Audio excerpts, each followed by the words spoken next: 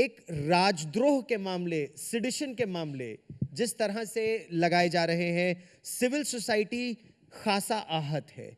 Civil society ये कहती है कि आप मतलब कानून मंत्री नहीं, जो सिस्टम है वो डिसेंट को बंद करने के लिए राजद्रोह के मामले लगा देता है। इस देश में जो आप फ्रीडम ऑफ एक्सप्रेशन के नाम से जो नारा लगा रहे हैं, या जो ये आरोप लगाते हैं कि डिसेंट जो भी लोग करते हैं उसको हम दबा रहे हैं, या अपोजिट वॉइस को नहीं सुन रहे, वो वही लोग बोल रहे हैं जो सबसे ज़्यादा बोल रहे हैं।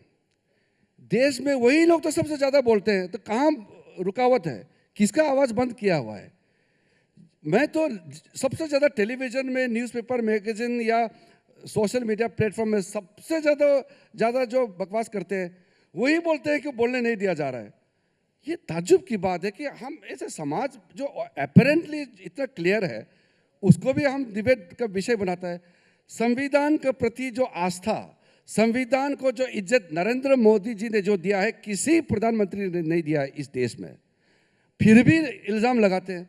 ये बहुत दुख की बात है कि इस तरह से बिना मतलब का हवा में लोग उछाल देते हैं और कहते हैं कि हम लोग जो है डेमोक्रेटिक प्रिंसिपल्स को नहीं मानते हैं, कॉन्स्टिट्यूशन को नहीं मानते हैं। वो तो वही लोग जो बोलते हैं जो कैओटिक सिचुएशन पैदा करना चाहते हैं, जो समाज में अराजकता पैदा करना चाहता है, वही लोग उल्टा ये जो इल्ज़ाम लगाते हैं।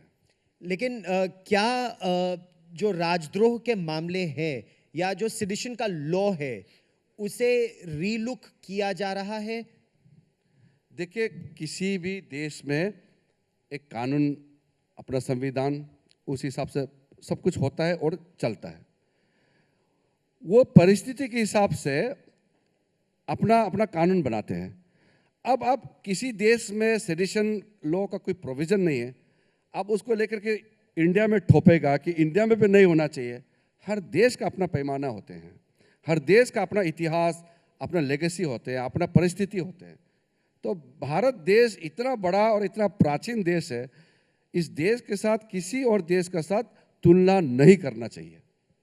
और चाहे ये पर्यावरण का मुद्दा हो या कोई और मुद्दा हो या विदेशी कानून हो, आप कानूनों को के मैं चलिए उस मुद्दे पर एक बार आता हूँ, लेकिन उससे पहले ये सिडिशन पर एक प्रश्न और अगर आपकी अनुमति हो। जब आप राज्य मंत्री थे, गृह राज्य मंत्री, 2016 में आपने ये कहा था कि राजद्रोह के कानून पर पुनर्विचार चल रहा है। अब आज की दृष्टि में आपका क्या मानना है?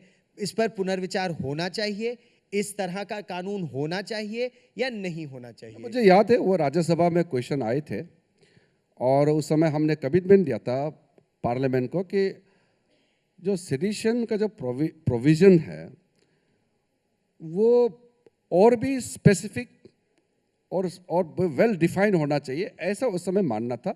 और उस समय हमने इस बात को कही थी और वो सरकार का मानना था, तो मैंने कहा।